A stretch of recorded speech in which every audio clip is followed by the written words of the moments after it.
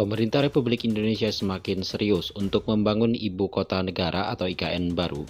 Bahkan Menteri PPN atau Kepala Bappenas Suarso Monoarfa menargetkan pada tahun 2024 mendatang, upacara kemerdekaan ulang tahun Republik Indonesia pada 17 Agustus mendatang akan dilaksanakan di kawasan ibu kota negara atau IKN baru di Provinsi Kalimantan Timur. Keseriusan tersebut juga terlihat dari pernyataan Suarso Monoarfa bahwa pembangunan dari IKN atau Ibu Kota Negara Baru akan dimulai pada tahun 2021 ini. Pembangunan tahap awal ini nantinya akan ditandai dengan peletakan batu pertama atau soft groundbreaking yang akan dilakukan oleh Presiden Joko Widodo di Kecamatan Sepaku, Kabupaten Penajam Pasar Utara, Provinsi Kalimantan Timur. Tahap awal tersebut akan dibangun berupa Istana Negara untuk kantor kepresidenan. Lebih lanjut, Suarso Monoarfa turut menjelaskan, untuk biaya pembangunan tahap awal ini pun sudah masuk dalam anggaran pembelanjaan negara atau APBN 2021. Sedangkan untuk keseluruhan biaya pembangunan IKN baru akan menelan biaya lebih dari 400 triliun rupiah. Berdasarkan dokumen RPJM 2020-2024 yang dipaparkan oleh Kepala Bappenas Suarso Monoarfa, pembangunan dari Ibu Kota Negara atau proyek IKN baru ini akan memakan biaya lebih dari 466,98 triliun rupiah. Dana tersebut berasal dari anggaran pendapatan dan belanja negara atau APBN, anggaran swasta dan kerjasama pemerintah dan badan usaha atau KPBU. Untuk pembangunan mega proyek tersebut, porsi pembiayaan dari APBN hanya akan menelan biaya sekitar 19% dari total keseluruhan biaya, dan sisanya sekitar 81% akan dilakukan bersama investor dan swasta.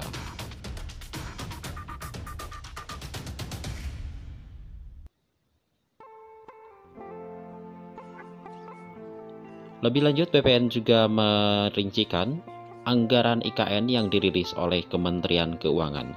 Melalui APBN, porsinya sebesar 19% atau 89,472 triliun rupiah dari total anggaran APBN yang digunakan, yaitu untuk pembangunan infrastruktur pelayanan dasar, Istana Negara dan bangunan strategi TNI serta Polri, rumah dinas PNS, TNI dan Polri, pengadaan lahan, ruang terbuka hijau, serta pangkalan militer.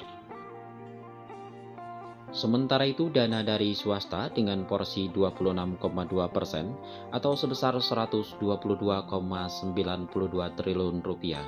Dana dari swasta tersebut akan digunakan untuk pembangunan perumahan umum, perguruan tinggi, sains teknopark, peningkatan bandar udara, pelabuhan serta jalan tol, dan juga sarana kesehatan dan yang lainnya. Sementara itu, dana terbesar yakni dari kerjasama pemerintah dan badan usaha atau KPBU, porsinya mencapai 54,6% atau sebesar 254,436 triliun rupiah. Adapun total dana dari KPBU ini akan digunakan untuk pembangunan gedung eksekutif, legislatif, dan yudikatif, infrastruktur selain yang tercakup dalam APBN, sarana pendidikan dan kesehatan, museum dan lembaga permasyarakatan, serta sarana penunjang yang lainnya.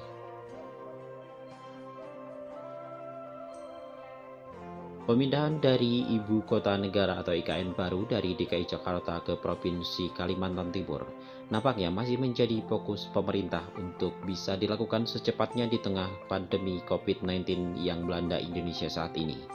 Menteri Perencanaan Pembangunan Nasional atau Kepala Bappenas Suarso Monoarfa mengatakan, salah satu cara untuk mempercepat pemulihan ekonomi adalah dengan investasi. Untuk meningkatkan investasi bisa dimulai dengan pembangunan dari IKN tersebut. Seperti diketahui, komponen investasi sepanjang tahun 2020 yang lalu, berdasarkan data Badan Pusat Statistik atau BPS, mengalami pertumbuhan minus 4,95%. Lebih lanjut, menurut Deputi Bidang Ekonomi Bappenas Amalia Adininggar Widya Santi menjelaskan, Dari hasil simulasi Bappenas, dengan hanya membangun perumahan dan kantor di kawasan ibu kota negara di Provinsi Kalimantan Timur bisa memberikan tambahan ekonomi di Kalimantan Timur sebesar 2,1% basis point. Misalkan pertumbuhan ekonomi di Kalimantan 4%, maka dengan adanya pembangunan perumahan saya di kawasan setelah kota tersebut kita bisa putuskan meningkatkan di menjadi PPU ini 6,1%. dan dibukar Pemindahan dari ibu sebagai kota negara atau IKN kota baru negara. ke Kalimantan Timur, dan menurut Amalia, juga merupakan salah satu terobosan sudah pemerintah diputuskan dalam rangka memeratakan pertumbuhan ekonomi luasan hingga ke Indonesia bagian timur. 256.000 Menurut Amalia, dengan yakin hektar mengatakan dengan yang pemindahan akan ibu kota ke dipakai dan Kalimantan Timur akan menciptakan sumber pertumbuhan ekonomi baru hingga provinsi lain di luar Kalimantan Timur, seperti Provinsi Kalimantan Selatan, Kalimantan Utara, Kalimantan Barat, hingga Kalimantan Tengah. Berdasarkan data dari Badan Pusat Statistik atau BPS, struktur pertumbuhan ekonomi sepanjang tahun 2020 kemarin secara spesial tidak berubah. Masih Pulau Jawa dan Sumatera yang memberikan sumbangan terbesar. Pulau Jawa yang berkontribusi sebesar 58,75% terhadap pertumbuhan ekonomi domestik, mengalami pertumbuhan ekonomi negatif 2,51%. Sementara itu Pulau Sumatera yang berkontribusi 21,36% mencatat pertumbuhan minus 1,19%. Sementara itu Pulau Kalimantan yang terpilih menjadi lokasi dari IKN atau ibu kota negara baru dengan kontribusi visi besar pemindahan ibu kota ini sudah dimulai sejak era Bung Karno dulu, presiden pertama kita sudah. Kemudian era presiden juga ada visi untuk memindahkan ibu kota. Ya, intinya kita akan ingin melihat visi ke depan kita seperti apa, dan yang paling penting Indonesia sebagai negara besar, kita ingin memiliki juga pusat pemerintahan yang akan dipindahkan dari DKI Jakarta ke Kabupaten Penajam Pasir Utara dan sebagian Kabupaten Kutai Kartanegara Provinsi Kalimantan Timur. Suharso mengatakan pihaknya sudah melakukan perhitungan agar pembangunan dari IKN di Kalimantan Timur bisa menggunakan dana dari APBN. Caranya dengan menawarkan skema perjanjian void lease and transfer kepada swasta untuk pembangunan sarana perumahan serta perkantoran.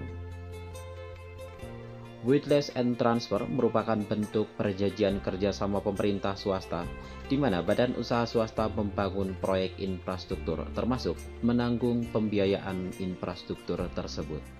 Setelah pembangunan proyek selesai, fasilitas tersebut disewakan kepada pemerintah dalam bentuk sewa sesuai jangka waktu yang telah disepakati.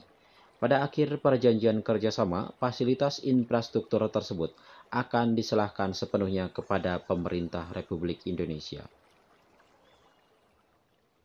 Dalam estimasi Bappenas, arus kas pemerintah untuk biaya perumahan ASN, TNI serta Polri, yakni dengan menawarkan skema void lease and transfer dalam skenario 10 tahun, 20 tahun, serta 30 tahun. Di mana jumlah biaya absolut untuk perumahan mencapai 916 triliun dan jumlah biaya atau nilai saat ini mencapai 292 triliun. Sementara itu jumlah biaya absolut untuk perkantoran diperkirakan mencapai 124 triliun dan jumlah biaya atau nilai saat ini mencapai 39 triliun. Selain ditawarkan melalui skema void lease transfer kepada swasta untuk perumahan serta perkantoran, Bappenas juga membuka peluang untuk menawarkan sejumlah proyek pembangunan ibu kota negara atau IKN baru di Kalimantan Timur kepada investor dalam negeri dan luar negeri. Nantinya investor bisa masuk melalui lembaga pengelola investasi atau Sovereign Wealth Fund atau SWF.